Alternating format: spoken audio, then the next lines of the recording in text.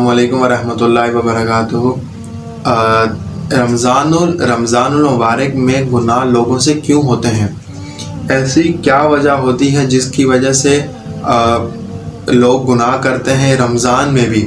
हालांकि इस महीने लोग ये कहते हैं कि देखें, शैतान और जो जिन्नात होते हैं वो तो इस महीने कैद कर लिए जाते हैं, लेकिन फिर भी हमसे ना वो गुनाह हो रहे होते हैं जो हम पहले भी करते थे। तो देखो, नबी करीम सल्लल्लाहु अलैहि वसल्लम ने फरमाया, जब भी माह रमज़ान का महीना आता है तो शैतान जो और जिन्नात होते हैं ना उनको कैद कर लिया जाता है।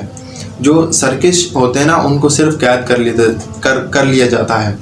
यानी कि सरकश वो जो मुसलसल लोगों को तंग परेशान कर रहे होते हैं, सिर्फ उनको जैसे कि शैतान को कैद कर लिया जाता है, और जो शयातीन होते हैं उनको जंजीरों में जकड़ लिया जाता है। ठीक हो गया। अब बात रही कि इंसान या मुसलमान से वो गुनाह क्यों होते हैं माह रमज़ान में। तो देखो, माह रमज़ान का जो महीना होता है वो सिर्फ एक महीने यानी कि एक मंथ के लिए होता है, लेकिन जो इससे 11 महीने होते हैं उसमें शैतान आज़ाद होता है। ठीक हो गया। और वो जो शैतान की 11 महीनों की ट्रेनिंग दे के वो जाता है ना मुसलमान को, वो जो 11 महीने मुसलमान को ट्रेन करता है कि इसको किसी न किसी सिर्फ गुनाह में लगा के चला जाऊं।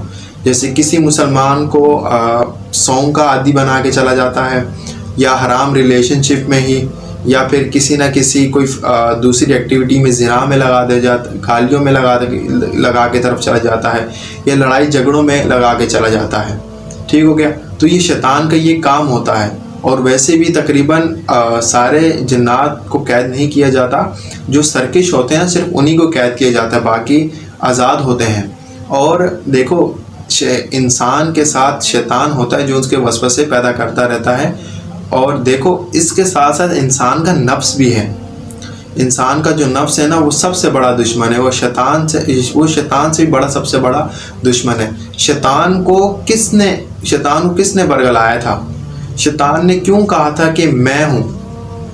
जब अल्लाह पाक ने शैतान को कहा था कि तुम आदम को सजदा करो, तो शैतान ने कहा क्या था कि भाई मुझे आग से पैदा किया गया है और इसे मिट्टी से पैदा किया गया हो, और मैं क्यों उसे सजदा करूँ? उसको मैंने मारा था। और वो मैं किस वजह से आई थी? उसके नफ्स की वजह से आई थी, कि उसके अंदर नफ्स था। शैतान से जो बड़ा है ना वो है नफ्स। और शैतान, इसी वजह से शैतान और जो नफ्स है वो ये दोनों हमारे सबसे बड़े दुश्मन हैं। शैतान तो कैद हो जाता है, लेकिन नफ्स हमारे साथ होता है। और जो शैतान हमें 11 महीने की ट्रेनिंग दे के जाता है, ठीक हो गया, वो फिर हमारे अंदर कंटिन्यूसली हल्की हल्की एक किस्म के कहते हैं जो चिंगारी, आग बुझ जाती है, लेकिन हल्की हल्की वो आग जल रही होती है।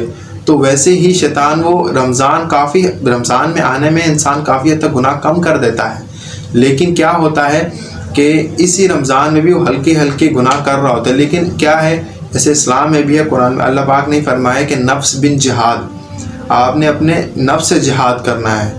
और ये जो नफ्स बिन जिहाद है सबसे अफजल जिहाद ये है। तो जो गुनाहों की जो वजह होती है वो सिर्फ यही वजह होती है कि जो इंसान का नफ्स है ना वो इसी के ऊपर लगा हुआ है। अच्छा, अब इससे जो बचने का तरीका होता है गुनाह से, वो यही होता है कि ज़्यादा से ज़्यादा जिक्र किया जाए।